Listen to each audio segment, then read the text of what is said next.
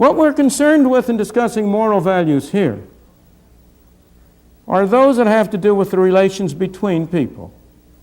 It's important to distinguish between two sets of moral considerations. The morality that is relevant to each of us in our private life, how we each individually conduct ourselves, behave. And then what's relevant to systems of government and organization are the relations between people. And in judging relations between people, I do not believe that the fundamental value is to do good to others, whether they want you to or not. The fundamental value is not to do good to others as you see they're good. It's not to force them to do good. As I see it, the fundamental value in relations among people is to respect the dignity and the individuality of fellow men. To treat your fellow man not as an object to be manipulated for your purpose, but to treat him as a person with his own values and his own rights, a person to be persuaded, not coerced, not forced, not bulldozed, not brainwashed. That seems to me to be a fundamental value in social relations. In all systems, whether you call them socialism, capitalism, or anything else, people act from self-interest. The citizens of Russia act from self-interest in the same way as the citizens of the United States do. The difference between the two countries is in what determines self-interest.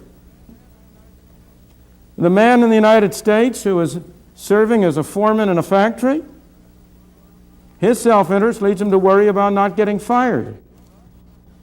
The man in Russia who is acting as foreman in a factory, his self-interest leads him to worry about not being fired at.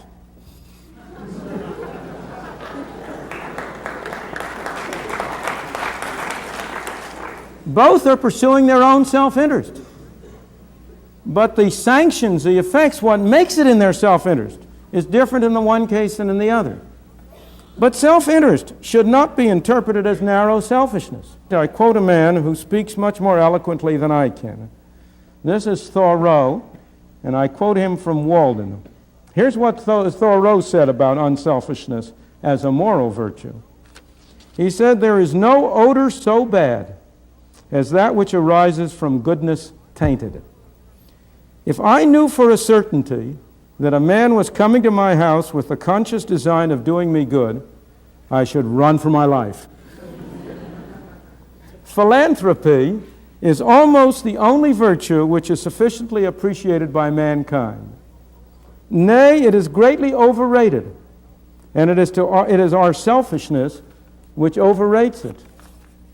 If anything ail a man so that he does not perform his functions, if he have a pain in his bowels even, for that is a seat of sympathy, he forthwith sets about reforming the world. Being a microcosm himself, he discovers, and it is a true discovery, and he is the man to make it, that the world has been eating green apples. To his eyes, in fact, the globe itself is a great green apple, which there is danger awful to think of that the children of men will nibble before it is ripe. And straightway his drastic philanthropy seeks out the Eskimo and the Patagonian and embraces the populous Indian and Chinese villages.